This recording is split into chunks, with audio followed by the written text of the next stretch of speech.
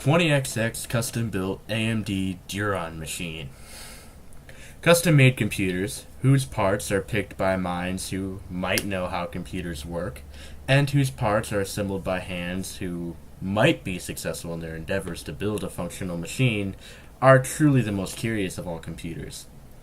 People who build computers can fall under a lot of social categories that are actually very diverse. The easiest way for me to look at it in terms of high school students and the cliques they find themselves in. The very stereotypical jocks, nerds, cheerleaders, and emos come to the top of my mind, and any one of these categories or cliques can have computer builders and enthusiasts in them. It's a very entertaining thought, especially when it's unexpected, like when I see one of these machines in a house that's at least somewhat alien to me. The narration in my head telling me, there's a computer that wasn't built by company hands here. It could have been assembled by the very person you're here to see. I don't know why, but it makes me almost giddy. These computers are interesting to me no matter how old they are. If they have the newest Skylake processor, or if they have a socket 478 Pentium 4, it doesn't matter, but the older they are, the more interesting they get.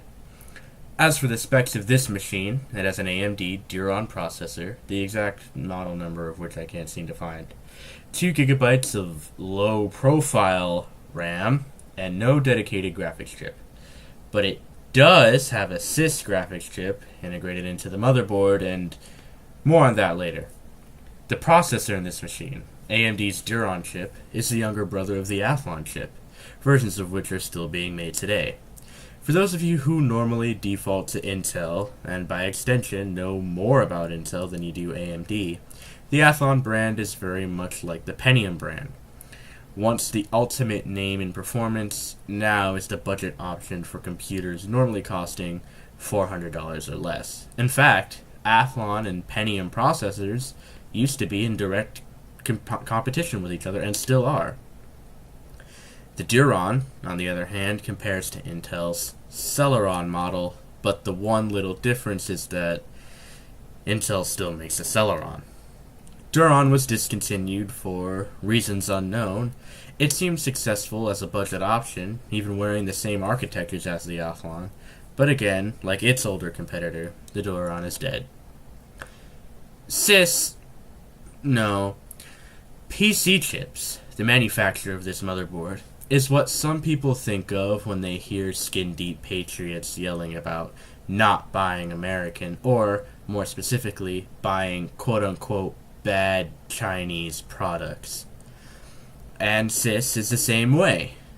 And this is a PC chips motherboard with a sys Southbridge and integrated graphics unit. What you're supposed to do with a system like this is build it with a similar NVIDIA N-Force Southbridge and integrated graphics unit equipped with the motherboard. The only reason you would buy a sys-based motherboard is if you wanted to spare every expense possible. The performance of this chip is hardly capable of being called such a thing. It can only handle 24-bit color and a maximum resolution of 1280 by 1024. But I will give it this. If you want a bare bones, and I mean bare bones, performing motherboard with a low cost and high enough life in it to last well after it's outdated, this fulfills that need, because after all this time, and it can be speculated this computer could have been built as early as 2000 or 2001, it's still running. Daily driver computers are a dime a dozen. Anyone can go into Walmart and buy a Dell, HP, or other similarly branded low-spec machine. These machines fulfill every one of their unexciting needs until they're no longer capable, and then they're put out to pasture. They're normally sent to thrift shops where 14 to 16-year-old half-knowing computer enthusiasts will buy a new power supply for it, followed by the highest amount of RAM, most powerful processor, and most powerful GPU available for their platform. That alone is why I was so interested in this machine when my friend gave it to me. Anyone could just go buy a machine to satisfy your no-frills image board and pornography-based desires, but this person decided to build it themselves. There are plenty of explanations for this, I'm sure, but I like two more than any other.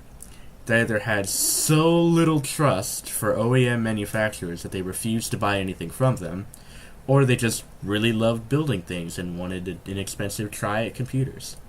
I prefer the latter, but of course the former is just as fun to think about. When my friend gave me this machine, he had already told me about the weird things that were on it.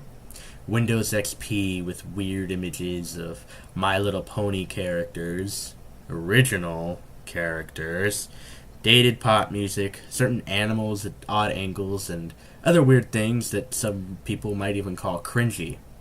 The computer was purchased at a thrift shop, so its true origins are completely unknown, but I prefer to think that it was some machine that a dad or mom made for their kids, and they would use it for their parentally guided introduction to the internet, homework, and listening to music. What I don't think it was used for is DVDs, because it has a CD-only disk drive, which only leaves one unsolved mystery, at least in my mind. Why the HTPC style case? It didn't have a DVD player, so why the case designed to be in a TV stand? I don't know. I love to think about it, but I don't dare find out the real answer. It's just too much fun. In closing, welcome to this channel. I hope you like this kind of content because it's the only kind I'll be putting up for the foreseeable future. Yes, I think my anonymity is important, not important enough to murder over, but if you know me personally, I'd appreciate if you kept my identity to yourself. Thank you, and have a good night.